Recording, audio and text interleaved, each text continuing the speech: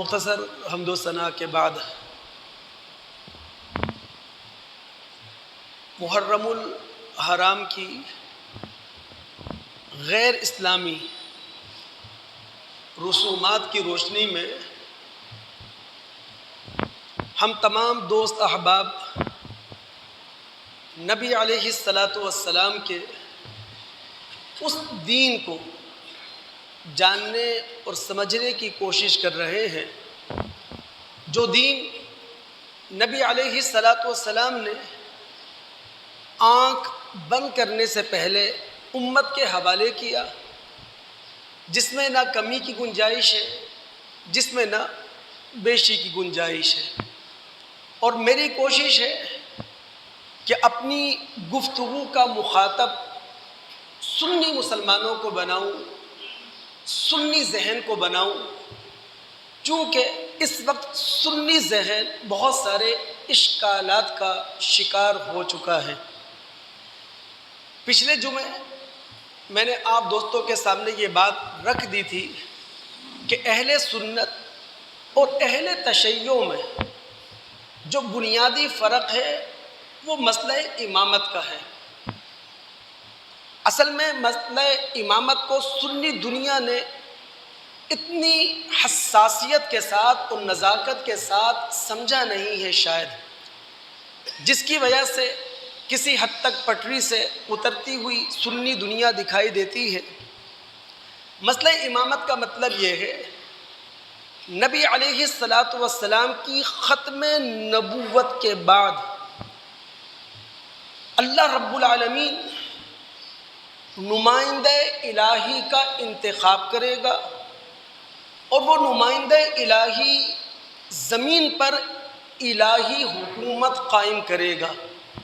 اور اللہ رب العالمین نے نبی علیہ الصلاۃ والسلام کی ختم نبوت کے بعد قیامت تک کے لیے 12 اماموں کا تقرر کر دیا۔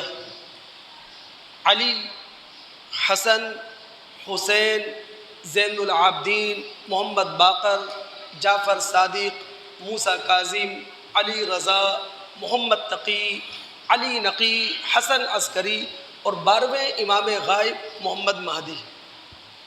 اب جب ان کا تقرر اللہ رب العالمین کی طرف سے ہوا ہے اور امام نبی کی طرح معصوم عن الخطا ہے، نبی کی طرح واجب اطاعت ہے، نبی کی طرح صاحب کتاب ہے، نبی کی طرح صاحب معراج ہے، اور تمام انبیاء سے بڑھ کر ہے ان کا امام، اور محمد الرسول اللہ صلی اللہ علیہ وسلم کے برابر ہے ان کا امام، تو ظاہر ہے پھر ان کا اپنے امام کے ساتھ جو تعلق ہوگا وہ ہم سب سرسری طور پر سمجھ سکتے ہیں، سرسری طور پر جان سکتے ہیں۔ یہی وجہ ہے کہ ہمارے شیعہ دوستوں کا جو کلمہ ہے جسے آپ اذانوں کے اندر سنتے ہیں وہ کیا ہے؟ لا الہ الا اللہ محمد الرسول اللہ علی ولی اللہ وصی رسول اللہ وخلیفتہ بلا فصل، یعنی اللہ رب العالمین کی توحید کا اقرار کرتے ہیں ہمارے شیعہ دوست، نبی علیہ الصلاۃ والسلام کی رسالت کا اقرار کرتے ہیں، اس کے بعد علی رضی اللہ تعالیٰ عنہ کی ولایت اور امامت کا اقرار کرتے ہیں، اور وہ یہ کہتے ہیں کہ علی رضی اللہ تعالیٰ عنہ اور ان کے بعد جو 12 امام ہیں وہ نبی علیہ الصلاۃ والسلام کی وصیت سے امام ہیں، اور پہلے خلیفہ بلا فصل وہ علی رضی اللہ تعالیٰ عنہ تھے۔ درمیان میں جو 3 خلفاء آئے ہیں انہوں نے نمائندہ الہی کے حق پر، الہی حکومت قائم کرنے کے حق پر ڈاکہ مارا ہے، اسی لیے خلفائے ثلاثہ کو عام زبان میں ہمارے شیعہ دوست غاصب کہا کرتے ہیں۔ آپ دوستوں کے دماغ اگر حاضر ہے نا تو میں ایک بات کہتا چلوں، میں موقع اور حالات کے تناظر میں بات کر رہا ہوں، اور پھر میں آپ کو بات کہہ دوں، میرے مخاطب اہل سنت ہے، چاہے وہ مکتبہ بریلویہ سے تعلق رکھتے ہیں، مکتبہ دیوبندیہ سے تعلق رکھتے ہیں، مکتبہ سلفیہ سے تعلق رکھتے ہیں۔ ہم شیعہ دوستوں کے سامنے یہ سوال رکھ سکتے ہیں کہ آپ کہتے ہیں امام کا تقرر ہوتا ہے اللہ کی طرف سے، وہ نمائندہ الہی ہوتا ہے، تو پھر یہ امامت کے اندر اصول کس نے بنا دیا؟ حسین رضی اللہ تعالی عنہ کے بعد جو امامت سفر کرے گی وہ حسین رضی اللہ تعالی عنہ کی اولاد در اولاد کے اندر سفر کرے گی، یعنی حسین رضی اللہ تعالی عنہ امام بنے، کس کے بھائی ہیں؟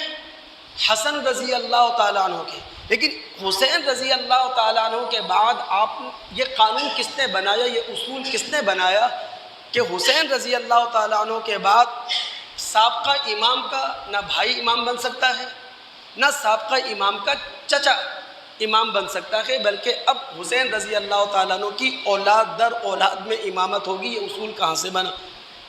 پھر ہم اپنے شیعہ دوستوں کے سامنے دوسرا سوال بھی رکھ سکتے ہیں کہ آپ اپنے 12ویں امام محمد مہدی کی ولادت ہی ثابت کریں، یعنی ہسٹوریکل بنیادوں پر، اسٹیبلش ہسٹوری کی بنیاد پر آپ ثابت کریں کہ ہاں امام مہدی کی ولادت ثابت ہے، چونکہ تاریخ یہ بتاتی ہے 11ویں امام حسن عسکری جب دنیا سے رخصت ہوئے وہ لا ولد تھے، ان کی کوئی اولاد نہیں تھی، لیکن پھر ہمارے سامنے یہ افسانوی کہانی رکھی گئی کہ نہیں، حسن عسکری کی ایک فرنگی کنیز تھی نرگس نام کی، حسن عسکری کی وفات سے 5-6 سال پہلے ان کے ہاں ایک بچہ پیدا ہوا جسے قتل کے ڈر سے غار میں چھپا دیا گیا، تو لہٰذا حسن عسکری کی اولاد تھی محمد مہدی کے نام سے، اور جو امام غائب ہیں، امام آخر ہیں، اور کسی وقت میں وہ ہمارے سامنے دوبارہ آئیں گے۔ اب سنی دنیا دماغ حاضر رکھ کر اگر میری بات سمجھ سکے اور میں سمجھا سکوں، یاد رکھیے اللہ رب العالمین کا جو الہامی دین ہوتا ہے نا، اللہ رب العالمین کا جو آسمانی دین ہوتا ہے، یہ کائناتی دین ہوتا ہے، یہ آفاقی دین ہوتا ہے، اس کا موضوع انسان ہوتا ہے۔ آسمانی اور الہامی مذہب نہ شخصی ہوتا ہے نہ نسلی ہوتا ہے۔ قرآن میں 2 مقامات پر وجود آدم کا ذکر ہوا ہے، یعنی آدم علیہ السلام اپنی ذریت کے ساتھ زمین میں بسائے گئے، قرآن میں 2 مقامات پر ذکر ہے۔ اگر آپ سورہ بقرہ کے رکوع نمبر 4 کی کچھ آخری آیات کا مطالعہ کریں اور سورہ طٰہٰ کے رکوع نمبر 7 کا مطالعہ کریں تو اللہ رب العالمین نے جب آدم علیہ السلام کو ان کی ذریت کے ساتھ زمین میں بسایا تو کیا کہا تھا؟ فَإِمَّا يَأْتِيَنَّكُم مِّنِّي هُدًى، کہ تمہارے پاس میری طرف سے ہدایت آئے گی، رہنمائی آئے گی، اور وہ رہنمائی کتاب کی شکل میں بھی ہو سکتی ہے، وہ رہنمائی نبوت اور رسالت کی شکل میں بھی ہو سکتی ہے۔ اسی لیے نبی علیہ السلام سے باقاعدہ اللہ رب العالمین نے سورہ اعراف آیت نمبر 154 ہے غالباً، اس میں اعلان کروایا، قُلْ يَا أَيُّهَا النَّاسِ إِنِّي رَسُولُ اللَّهِ إِلَيْكُمْ جَمِيعًا، اے محمد علیہ السلام آپ اعلان کر دیجئے میں تم تمام انسانوں کی طرف رسول بنا کر بھیجا گیا ہوں۔ تو جو آسمانی ہدایت ہوتی ہے نا، جو آسمانی رہنمائی ہوتی ہے، یہ کائناتی ہوتی ہے، یہ آفاقی ہوتی ہے، یہ انسانیت کا موضوع اپنے اندر رکھتی ہے، یہ نسلی نہیں ہوتی، یہ خاندانی نہیں ہوتی، یہ قومی نہیں ہوتی۔ اب اگر ہم اس تصور کو یا اپنے شیعہ دوستوں کے اس نظریے کو تسلیم کر لیں کہ نبی علیہ السلام ختم نبوت کے بعد امامت کے نام سے نور نبوت کو زندہ رکھ کر گئے ہیں، جس کا ذکر نہ قرآن کے اندر ہے، جس کا ذکر نہ حدیث رسول میں ہے، تو اس کا مطلب یہ ہے نعوذ باللہ نبی محمد رسول اللہ خیانت کر گئے اپنی ملت سے، اور ایسا ممکن نہیں ہے۔ اگر آپ سورہ آل عمران کی آیت نمبر 161 میں اتریں، اللہ رب العالمین نبی علیہ السلام کے بارے میں فرماتے ہیں وَمَا كَانَ لِنَبِيٍّ أَن يَغُلَّ، یہ ہو نہیں سکتا نبی خیانت کر جائے، یہ ہو نہیں سکتا نبی بے وفائی کر جائے، یہ ہو نہیں سکتا نبی بدعہدی کر جائے۔ تو جب نبی محمد الرسول صلی اللہ علیہ وسلم خیانت نہیں کر سکتے اور ختم نبوت کے بعد امامت کے نام سے نبوت کا چراغ روشن ہے، اس کا ذکر قرآن میں کیوں نہیں ہے؟ اس کا ذکر محمد الرسول صلی اللہ علیہ وسلم کی صحیح حدیثوں میں کیوں نہیں ہے؟ اور پھر سنی دنیا دماغ کی حضوری کے ساتھ ایک بات اچھے طریقے سے سمجھ لیں۔ دوستو یہ حدیث ہے کیا؟ حدیث کہتے ہیں قول رسول کو، حدیث کہتے ہیں فعل رسول کو، حدیث کہتے ہیں تقریر رسول کو۔ حدیث دراصل قرآن کے بیان کا نام ہے، حدیث دراصل قرآن کی تشریح کا نام ہے، حدیث دراصل قرآن کی توضیح کا نام ہے۔ اب اللہ کے رسول کے نام سے کوئی بات آ جاتی ہے، ہم اسے محدثانہ اصولوں پر پرکھتے ہیں۔ ہم دیکھتے ہیں کہ رسول کا نام لے کر جو یہ بات کہی جا رہی ہے، رسول کا نام لے کر جو یہ فعل بتایا جا رہا ہے، آیا کہ رسول سے ثابت ہے کہ نہیں؟ یعنی رسول کا نام آیا ہے، رسول سے بڑھ کر ہم سنی دنیا کے لیے کچھ ہے؟ رسول کے نام سے ایک قول آیا، رسول کے نام سے ایک فعل آیا، ہم نے محدثانہ اصولوں پر اسے پرکھا، روایت کے اصولوں پر اسے پرکھا، درایت کے اصولوں پر اسے پرکھا، اور جب مطمئن ہو گئے کہ ہاں نبی علیہ السلام کا یہ قول ثابت شدہ ہے، نبی علیہ السلام کا یہ فعل ثابت شدہ ہے، اس کے بعد ہم نے اس منبر سے اس کو بیان کیا ہے، اس کے بعد ہم نے دوستوں کو بتایا ہے کہ نبی علیہ السلام کی یہ حدیث ثابت شدہ ہے، اس پر عمل کیا جا سکتا ہے۔ لیکن ہمارے شیعہ دوستوں میں دوستوں ایسا نہیں ہے، وہاں اماموں کے ناموں سے جو رتب و یابس آ جائے۔ جب آپ ہمارے شیعہ دوستوں کی کتابوں کا مطالعہ کریں گے، وہاں آپ کے رسول کے نام سے بہت کم آپ کو مواد ملے گا، جتنا مواد ملے گا 12 اماموں کے نام سے ملے گا، اور 12 اماموں میں بھی خاص کر 5ویں اور 6ٹھے امام یعنی محمد باقر اور جعفر صادق کے نام سے ملے گا۔ وہاں روایات میں کوئی سندی بحث نہیں ہوتی، کوئی درایتی بحث نہیں ہوتی، بس امام کے نام سے جو آ جائے رتب و یابس، خلاف عقل آ جائے، خلاف قرآن آ جائے، اسے آمنا و صدقنا کہہ کر سر جھکا دیا جاتا ہے۔ اب اگر دوستوں کے دماغ حاضر ہے، میں نے کہا ایک ایک بات کو حالات کے تناظر میں سمجھیں۔ اصل میں تو ایک مذہب کا طالب علم ہوں، سوشل میڈیا سے میرا کوئی ربط نہیں ہے، لیکن جب کبھی میں سوشل میڈیا کو دیکھتا ہوں تو میں محمد الرسول اللہ صلی اللہ علیہ وسلم کے دین کو سامنے رکھ کر، اللہ رب العالمین کے قرآن کو سامنے رکھ کر، اللہ کی قسم سوشل میڈیا پر محمد الرسول اللہ صلی اللہ علیہ وسلم کے دین کا جنازہ نکال دیا گیا ہے، اللہ رب العالمین کے قرآن کی دھجیاں بکھیر دی گئی ہیں۔ اسی لیے میں کہہ رہا ہوں مومنانہ جذبے سے اس بات کو سنیں، ایماندارانہ انداز میں اس بات کو سنیں۔ ہم اس بات کے شدید خلاف ہیں فرقہ واریت کی بات کی جائے، ہم فرقہ وارانہ کشیدگی کے خلاف ہیں۔ شیعہ ہمارے دوست ہیں، سیاہ ہمارے بھائی ہیں، ان کا اپنا عقیدہ ہے، ان کا اپنا نظریہ ہے، لیکن ان کا عقیدہ، ان کا نظریہ وہ سنی ذہن پر اثر انداز ہو رہا ہے۔ میں صرف ترجمانی یہ کرنا چاہ رہا ہوں کہ محمد الرسول اللہ صلی اللہ علیہ وسلم کا دین وہ ہے جو آپ نے آنکھ بند کرنے سے پہلے امت کے حوالے کر دیا تھا، جس میں نہ کمی کی گنجائش ہے نہ جس میں بیشی کی گنجائش ہے۔ دوستوں کے دماغ اگر حاضر ہے، سنی مسلمانوں کو عزاداری کی تاریخ معلوم ہونا چاہیے۔ ہمارے شیعہ دوست عزادار ہیں، عزاداری کا بھرپور اہتمام کرتے ہیں، ان کے ہاں محافل کا انعقاد ہوتا ہے، مرثیے پڑھے جاتے ہیں، نوحے پڑھے جاتے ہیں، مصائب سنائے جاتے ہیں، تعزیے بنائے جاتے ہیں، تابوت اٹھائے جاتے ہیں، کالے کپڑے پہنے جاتے ہیں، سبھی کچھ ہوتا ہے۔ یہ عزاداری ہے۔ اور کن واقعات پر عزاداری ہو رہی ہے؟ آج سے 1385 سال پہلے کے واقعات یا آج سے 1390 سال پہلے کے واقعات پر اور مصائب پر عزاداری کا اظہار ہو رہا ہے. اب جس طرح عزاداری ہو رہی ہے سڑکوں پر، روڈوں پر، سوشل میڈیا پر، پرنٹ میڈیا، الیکٹرانک میڈیا، وہ آپ کے علم میں ہے. اللہ کے بندو، عزاداری قرآن نے بتائی ہے. اب وہ خالق اور مالک کی بتائی ہوئی عزاداری کیا ہے؟ میں سنی ذہن سے بات کر رہا ہوں، میں سنی ذہن سے اپیل کر رہا ہوں.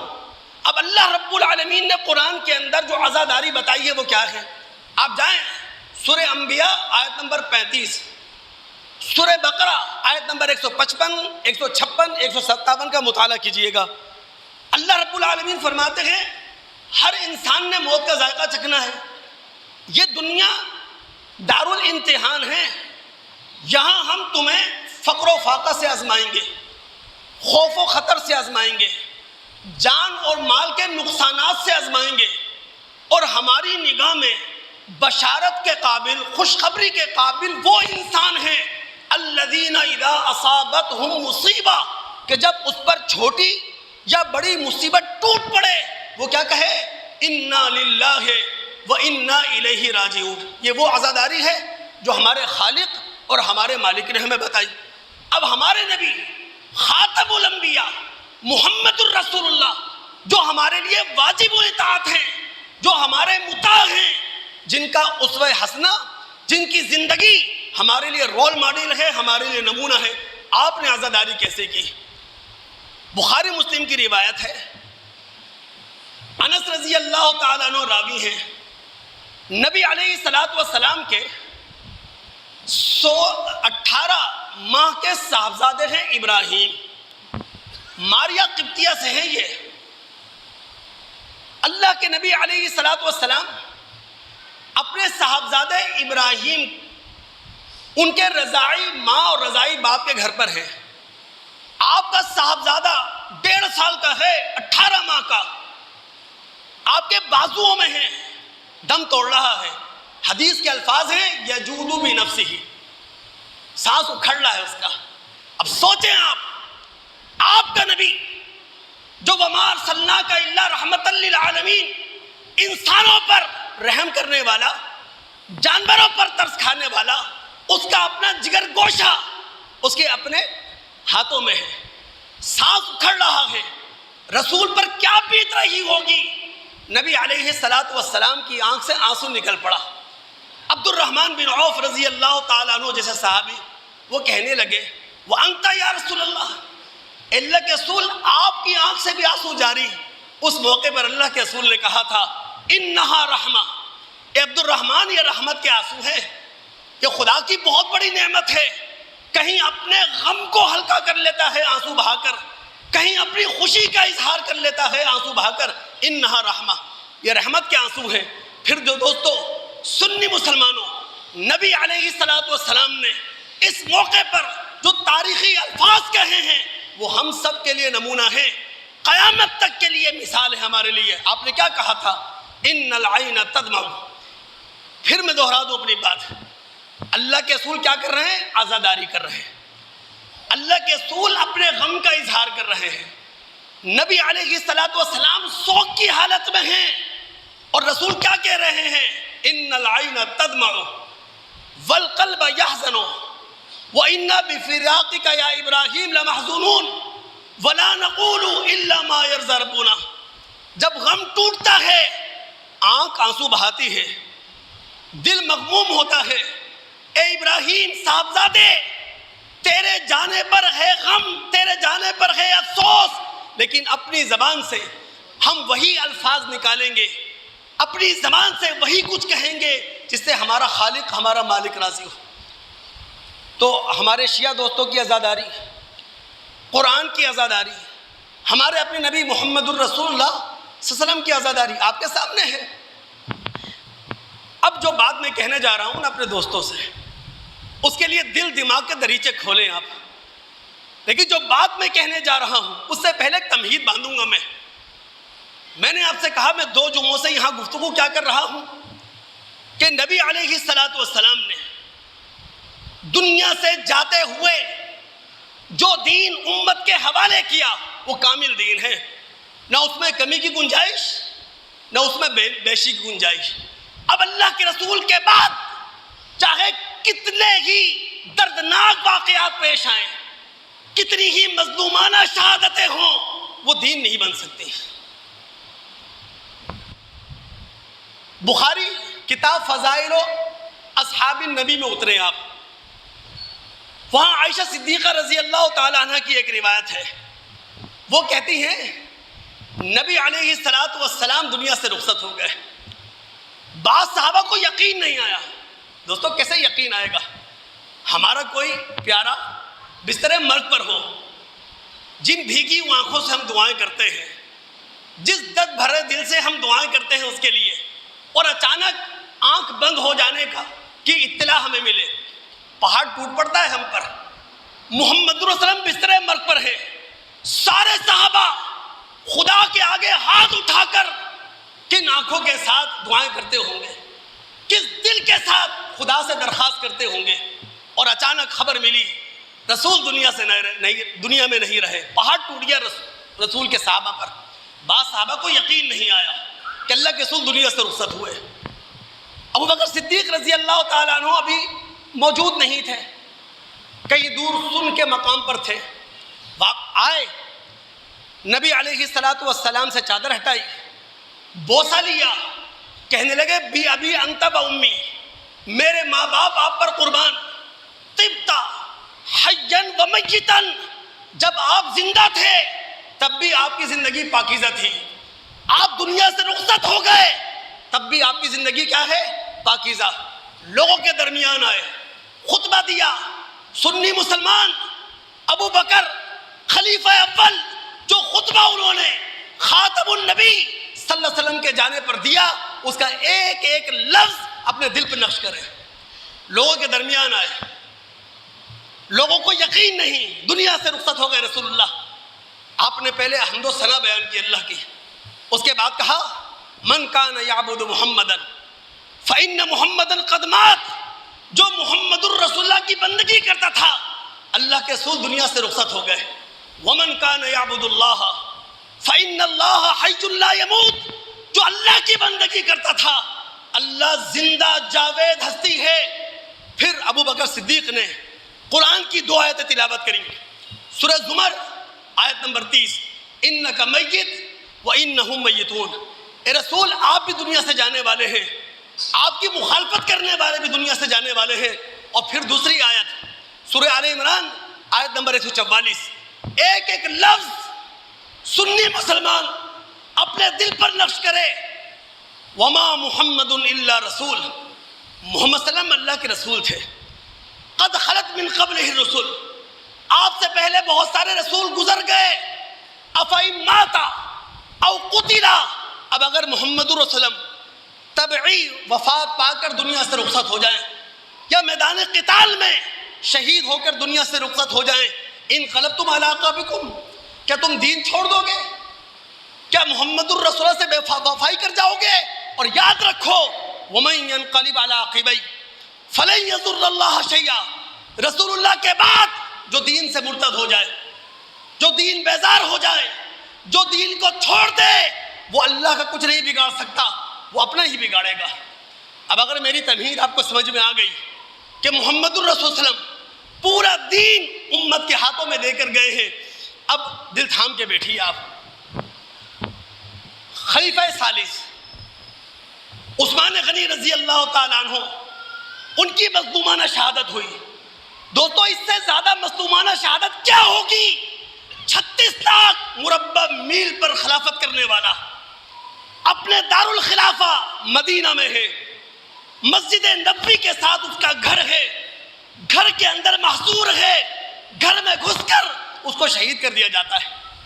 اس کے بعد جو سیاسی حالات، جو فسادی حالات پیدا ہوئے وہ کسی سے مخفی نہیں ہے، میں صرف بتانا یہ چاہ رہا ہوں، علی رضی اللہ تعالیٰ عنہ، معاویہ رضی اللہ تعالیٰ عنہ، ان کے درمیان جو اختلاف تھا وہ سیاسی اختلاف تھا، وہ دینی اختلاف نہیں تھا۔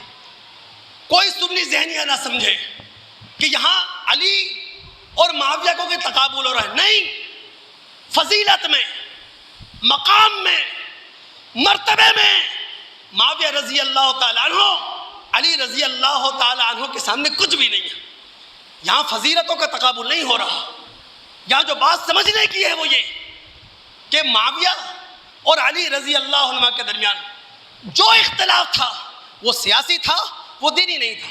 لیکن ہمارے شیعہ دوست، ان کا تو مذہب ہی یہی ہے نا، ان کے ہاں امام کیا ہے؟ معصوم عن الخطا، واجب الاطاعت، صاحب کتاب، صاحب معراج، تمام انبیاء سے افضل، محمد الرسول اللہ کے برابر۔ ان کا تو اپنے امام کے بارے میں نظریہ یہی ہے۔ تو وہ جو معاویہ اور علی رضی اللہ عنہ کا اختلاف بیان کریں گے وہ دین کی حیثیت سے، ورنہ یہ دینی اختلاف نہیں ہے، یہ کیا ہے؟ سیاسی اختلاف ہے۔ دلیل کیا ہے؟ جنگ صفین ہوئی، جنگ صفین کے بعد معاویہ اور علی رضی اللہ عنہما ان کے درمیان ایک معاہدہ لکھا گیا جسے معاہدہ تحکیم کہتے ہیں۔ معاہدہ تحکیم کے بعد ہی علی رضی اللہ تعالیٰ عنہ کی صفوں سے خوارج پیدا ہوئے تھے۔ اب اگر یہ سیاسی لڑائی نہیں تھی، یہ سیاسی اختلاف نہیں تھا، تو معاہدہ کس بات کا؟ علی رضی اللہ تعالیٰ عنہ عبد الرحمن بن ملجم خارجی کے ہاتھ شہید ہو جاتے ہیں۔ حسن رضی اللہ تعالیٰ عنہ اپنی خلافت کے 6 مہینے بعد ہی معاویہ رضی اللہ تعالیٰ عنہ کے حق میں وڈرا کر جاتے ہیں، دستبردار ہو جاتے ہیں۔ حسن اگر دستبردار ہوئے ہیں، حسن اگر وڈرا کر گئے ہیں، اس کا مطلب ہے یہ اختلاف کیا تھا؟ سیاسی تھا، دینی نہیں تھا۔ یہ وہ بات ہے دوستو جو سنی ذہن کو سمجھنی ہے، جو سنی مسلمان کو سمجھنی ہے۔ دین وہ ہے جو اللہ نے دیا ہے، دین وہ ہے جو رسول نے دیا ہے، جو قرآن کے اندر موجود، جو سنت کے اندر موجود، رسول اللہ کے بعد جو کچھ ہے وہ دین نہیں ہے۔ ہم ایک رائے قائم کر سکتے ہیں، ہم ایک نظریہ قائم کر سکتے ہیں، لیکن وہ دین نہیں ہے۔ یہی معاملہ دوستو حسین رضی اللہ تعالیٰ عنہ اور یزید کا ہے۔ وہاں بھی سنی ذہن کو اشکالات میں ڈال دیا جاتا ہے تقابل کر کے۔ اللہ کے بندو، حسین رضی اللہ تعالیٰ عنہ کا تقابل یزید سے کیسے کیا جا سکتا ہے؟ حسین درجے میں، مقام میں، مرتبے میں، فضیلت میں اتنے بلند ہیں، یزید ان کے جوتوں کی دھول بھی نہیں ہے۔ یہ تقابل ہی نہیں ہے۔ سنی ذہن کو یہاں بگاڑا جاتا ہے۔ جو بات سمجھنے کی ہے وہ یہ ہے، حسین رضی اللہ تعالیٰ عنہ اور یزید کے درمیان جو اختلاف تھا وہ دینی نہیں تھا، وہ سیاسی تھا۔ لیکن ہمارے شیعہ دوستوں اسے دینی اختلاف بنا کے پیش کریں گے نا۔ کیوں؟ چونکہ حسین رضی اللہ تعالیٰ عنہ ان کے ہاں 12 اماموں میں سے تیسرے امام، اور امام کے بارے میں کہہ چکا ہوں، امام کا انتخاب کون کرتا ہے؟ خدا، جس طرح رسول کا انتخاب کرتا ہے۔ ان کے ہاں امام نمائندہ الہی ہے۔ اللہ نے اس کا تقرر کیوں کیا؟ تاکہ وہ زمین پر الہی حکومت قائم کرے۔ ان کے ہاں امام معصوم عن الخطا ہے، واجب الاطاعت ہے، صاحب کتاب ہے، صاحب معراج ہے، تمام انبیاء سے افضل ہے، محمد الرسول اللہ کے برابر ہے۔ تو ہمارے شیعہ دوستو حسین اور یزید کے معاملے کو دین بنا کر پیش کریں گے۔ سنی مسلمانوں خدا را سمجھو اس بات کو، حسین اور یزید کا جو اختلاف ہے وہ سیاسی ہے۔ دلیل کیا ہے؟ اترے تاریخ، یہ تو سب تاریخ کے مسائل ہیں نا، کتاب و سنت کے مسائل تو نہیں ہیں۔ حسین رضی اللہ تعالیٰ عنہ نے یزید کی حکومت کے خلاف خروج کرنے کا ارادہ کیا، مکہ سے نکلے کوفہ کے لیے۔ تمام کبار صحابہ جو اس وقت حیات تھے وہ حسین رضی اللہ تعالیٰ عنہ کو روکتے رہ گئے۔ کون سے کبار صحابہ؟ عبداللہ بن عمر، عبداللہ بن عباس، جابر بن عبداللہ، ابو سعید خدری، ابو واقد لیثی، ابو الدرداء، حسین رضی اللہ تعالیٰ عنہ کے اپنے بھائی محمد بن حنفیہ روکتے رہ گئے، نہیں رکے۔ کون دوست نہیں جانتا حسین رضی اللہ تعالیٰ عنہ کربلا کے لیے نکلے تھے اپنے خاندان کے ساتھ، اپنے خونی رشتہ داروں کے ساتھ، صحابہ آپ کے ساتھ نہیں تھے، وہ روکتے رہ گئے۔ اگر یہ دین کا اختلاف ہوتا صحابہ پیچھے رہ جاتے؟ آگے چلے۔ ابھی یہ قافلہ راستے میں ہے، حسین رضی اللہ تعالیٰ عنہ کو اطلاع ملی مسلم بن عقیل ان کے چچیرے بھائی شہید کر دیے گئے ہیں، انہوں نے واپسی کا ارادہ کیا کہ واپس چلتے ہیں، ایسا نہ ہو جو مسلم بن عقیل کے ساتھ ہوا، ہمارے ساتھ نوجوان ہیں، ہمارے ساتھ بچے ہیں، ہماری ساتھ عورتیں ہیں، ان کے ساتھ بھی یہ نہ ہو۔ تاریخ طبری مسلم بن عقیل کے بھائی کہتے ہیں نہیں جناب، جب ہمارا بھائی شہید ہو گیا ہم بھی لڑ کر شہید ہو جائیں گے، ہم واپس نہیں جائیں گے۔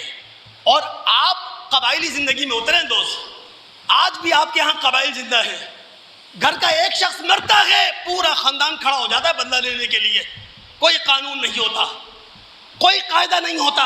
اور یہ وقت 1390 سال پرانا واقعہ سنا رہا ہوں میں آپ کو۔ اگر یہ سیاسی اختلاف نہیں تھا تو پھر حسین رضی اللہ تعالیٰ عنہ نے واپسی کا ارادہ کیوں کیا؟ آگے چلیں۔ حسین رضی اللہ تعالیٰ عنہ اپنے قافلے کے ساتھ کہاں موجود ہیں؟ کربلا میں۔ کربلا میں موجود، کربلا کی سرزمین پر کوفہ کا گورنر ابن زیاد سعد بن ابی وقاص رضی اللہ تعالیٰ عنہ کے صاحبزادے عمر بن سعد کو حسین رضی اللہ تعالیٰ عنہ کے پاس بھیجتا ہے۔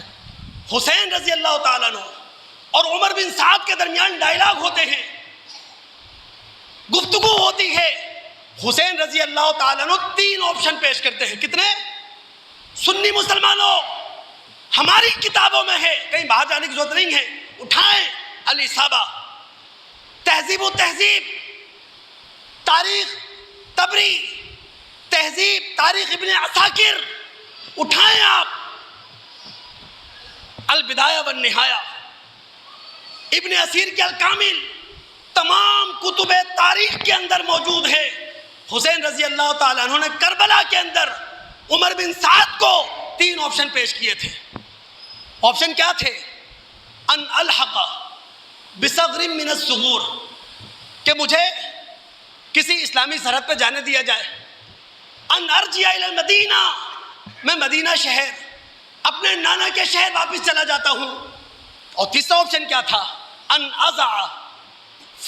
اضع یدی فی ید یزید بن معاویہ، میں یزید بن معاویہ کے ہاتھ پر بیعت کر لیتا ہوں۔ ہماری کتابوں میں ہے۔ اب اگر یہ سیاسی اختلاف نہیں ہے تو حسین رضی اللہ تعالیٰ عنہ آپشن کیوں پیش کر رہے ہیں؟ تو دوستو سیاسی اختلاف، اس سے کوئی انکار نہیں، کربلا میں جو کچھ ہوا وہ درندگی ہے، کربلا میں جو کچھ ہوا وہ وحشت ہے، کربلا میں جو کچھ ہوا وہ ظلم کے پہاڑ توڑے گئے۔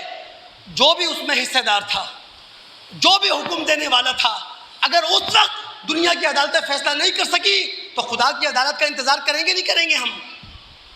خدا کی عدالت ہے اس لیے دنیا میں جس کو انصاف نہ مل سکے اللہ رب العالمین کی عدالت میں اسے انصاف مل جائے۔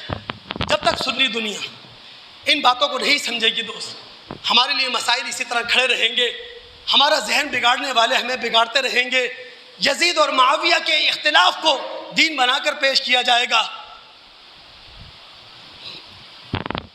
میں اہل سنت کے بریلوی مکتبہ فکر سے تعلق رکھتے ہوئے اپنے دوستوں اور بھائیوں سے ایک بات کہنا چاہوں گا، اور میری بات کو دل سے سنیے گا آپ۔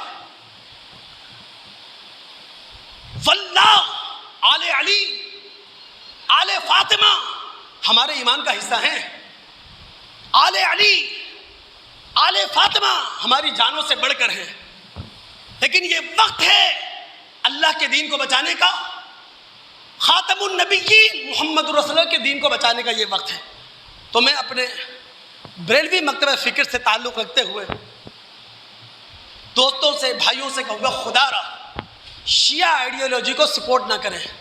تعزیہ آپ بنا لیتے ہیں، علم آپ اٹھا لیتے ہیں، سبیل آپ بنا لیتے ہیں، نذر و نیاز کی دیگیں آپ چڑھا دیتے ہیں، تو شیعہ آئیڈیالوجی کو سپورٹ مل جاتی ہے۔ اس وقت حسین رضی اللہ تعالیٰ عنہ سے اپنی عقیدت کے اظہار کرنے سے لاکھ درجے بہتر ہے حسین رضی اللہ تعالیٰ عنہ کے نانا محمد الرسول اللہ کا دین بچایا جائے۔ آپ میرے بریلوی دوست، میرے بریلوی بھائی، اعلیٰ حضرت کی کتابوں کا مطالعہ کریں. امام احمد رضا خان بریلوی، انہوں نے باقاعدہ ایک رسالہ تعزیہ داری کے نام سے لکھا. مطالعہ کریں دوست، نیٹ پر دستیاب ہے. 25 منٹ لگیں گے یار بات کو سمجھنے کے لیے کہ اعلیٰ حضرت نے تعزیہ داری نامی رسالہ لکھ کر اپنے لوگوں کو کیا سمجھایا. انہوں نے کہا تعزیہ بنانا، تعزیے پر نظر و نیاز چڑھانا اس امید کے ساتھ کہ ہماری حاجت پوری ہوگی، یہ ناجائز ہے. ان کی کتاب عرفان شریعت، پوچھنے والے نے پوچھا کیا مرثیہ اور نوحوں کی مجلس میں شراکت داری کی جا سکتی ہے کہ نہیں؟ انہوں نے کہا نہیں، ناجائز ہے، یہ منکرات ہیں، مناہی ہیں. اعلیٰ حضرت کی کتاب احکام شریعت، وہ کہتے ہیں محرم میں سیاہ کپڑے پہننا، سبز کپڑے پہننا یہ سوگ ہے اور سوگ اسلام میں حرام ہے. انہی کی کتاب احکام شریعت، سوال کرنے والا سوال کرتا ہے کہ بہت سارے سنی مسلمان ہیں جو محرم کے دنوں میں، خاص کر 10 محرم کو، نہ جھاڑو دیتے ہیں، نہ روٹی پکاتے ہیں، نہ کپڑے بدلتے ہیں، نہ شادی بیاہ کرتے ہیں. ان کے بارے میں آپ کی کیا رائے ہے؟ اعلیٰ حضرت کہتے ہیں یہ سارے کام سوگ ہیں اور سوگ اسلام میں حرام ہے. تو میں اپنے بریلوی دوستوں سے، بریلوی بھائیوں سے کہوں گا خدا رہا آپ اگر پیچھے ہٹ جائیں، اللہ کی قسم جو سنی سوسائٹیاں ہیں معلوم بھی نہیں چلے گا 10-9 محرم کب آئے کب گزر گئے. آپ پیچھے ہٹ جائیں. اور آخری بات کہہ کر اپنی بات، چونکہ آج ہمارے جو اویس بھائی ہیں، زہیب بھائی ہیں، ان کے والد محترم زبیر قریشی صاحب کا انتقال ہوا. انا للہ و انا الیہ راجعون. ظاہر خدائی فیصلہ ہے، الہی فیصلہ ہے، اور اللہ رب العالمین کا فیصلہ ہمیشہ حکیمانہ ہوا کرتا ہے. ہم دعا گو ہیں اللہ رب العالمین مرحوم کے صغیرہ کبیرہ ظاہری باطنی گناہوں کو معاف فرمائے اور تمام لواحقین کو صبر جمیل عطا فرمائے. اور اللہ رب العالمین ہم میں سے جس کا بھی خاتمہ کرے وہ تو ایمان بالخیر پر ہمارا خاتمہ ہو. آخری بات کہنے جا رہا ہوں دوست، اللہ کی قسم اگر یہ بات میں آپ کو سمجھا گیا نا اپنے سنی دوستوں کو، سنی مسلمانوں کو، حدیثیں سمجھنا آپ کے لیے آسان ہو جائے گا. جتنا بھی طوفان مچایا جاتا ہے وہ حدیث کی غلط تشریح سے، جتنا بھی مسئلہ بگاڑا جاتا ہے وہ حدیث کی غلط انٹرپریٹیشن سے. جو بات میں کہنے جا رہا ہوں اس کو سمجھ لیں. ہمارے ہاں ہم اہل سنت کو معلوم بتایا گیا ہے کہ اہل بیت وہ صرف کون ہیں؟ علی، فاطمہ، حسن اور حسین رضوان اللہ علیہ اجمعین. اللہ کے بہت دوست، اللہ کے بندو، دین کی بنیاد کیا ہے؟ قرآن. دین کی بنیاد کیا ہے؟ قرآن. قرآن میں 3 مقامات پر اہل بیت کا لفظ آیا اور تینوں جگہ اہل بیت ازواج کو کہا گیا، بیویوں کو کہا گیا. سورہ ہود آیت نمبر 73 ابراہیم علیہ السلام کی بیوی سارہ، ان کو کہا گیا اہل بیت. سورہ قصص آیت نمبر 12 وہاں موسیٰ علیہ السلام کی ماں کو کہا گیا اہل بیت. سورہ احزاب آیت نمبر 33 وہاں ازواج رسول کو، ہماری ماں کو، خدیجہ، عائشہ، ام سلمہ، حفصہ، ان کو کہا گیا ہے اہل بیت. جن دوستوں کا مطالعہ ہے وہ جانتے ہیں سورہ احزاب زیادہ تر گفتگو کر رہی ہے ازواج رسول سے متعلق. یعنی آپ جب سورہ احزاب کا مطالعہ کریں گے زیادہ گفتگو آپ کو ملے گی کس کے متعلق؟ ازواج رسول، رسول کی بیویوں سے متعلق. اسی سورہ احزاب کا رکو نمبر 4 پڑھیں آپ. 7 آیتیں ہیں رکو نمبر 4 میں. ان 7 آیتوں میں ایک جگہ ہے قل لازواجک، اے رسول اپنی بیویوں سے کہیں. 2 جگہ ہے یا نساء نبی، اے نبی کی بیویوں. اور جو دوست عربی گرامر جانتا ہے وہ اسے معلوم ہوگا جتنے بھی صیغے ہیں، جتنی بھی ضمیریں ہیں وہ سب جمع مؤنث حاضر کی ہیں. یعنی سورہ احزاب کا رکو نمبر 4 ایک ایک لفظ، ایک ایک ضمیر، اس کے مخاطب کون ہیں؟ اللہ کے رسول کی بیویاں. اور پھر اللہ تعالیٰ کہتا ہے انما یرید اللہ لیذھب عنکم الرجس اہل البیت. اے اللہ کے رسول کے گھر والیوں، اے نبی علیہ الصلوۃ والسلام کی بیویوں، اللہ یہ چاہتا ہے تم سے اخلاقی گندگی کو دور کر دے۔ تو قرآن تو اہل بیت کسے کہہ رہا ہے؟ ازواج رسول کو، اور کسی سنی مسلمان کو معلوم ہی نہیں ہے۔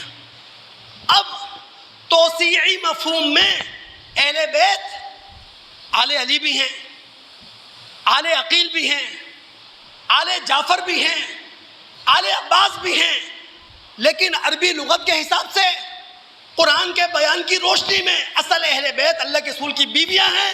توسیعی مفہوم میں آل علی، آل جعفر، آل عقیل، آل عباس یہ سب اہل بیت ہیں۔ اگر میری اس بات کو آپ سامنے رکھیں گے، حدیثیں سمجھنے کا موقع ملے گا۔ جنازہ آیا ہوا ہے، ورنہ واللہ میں نہیں چاہتا کہ بات کو ادھورا چھوڑ دوں۔ ایک جمعہ دوستوں کا اور لوں گا انشاءاللہ آئندہ جمعے، وہ تمام روایتیں جن سے سنی مسلمانوں کو دھوکہ دینے کی کوشش کی جاتی ہے، چاہے وہ حدیث ثقلین ہو، چاہے انا مدینۃ العلم ہو، یا مشاجرات صحابہ، اس پر ہم گفتگو کریں گے۔ السلام علیکم ورحمۃ اللہ وبرکاتہ۔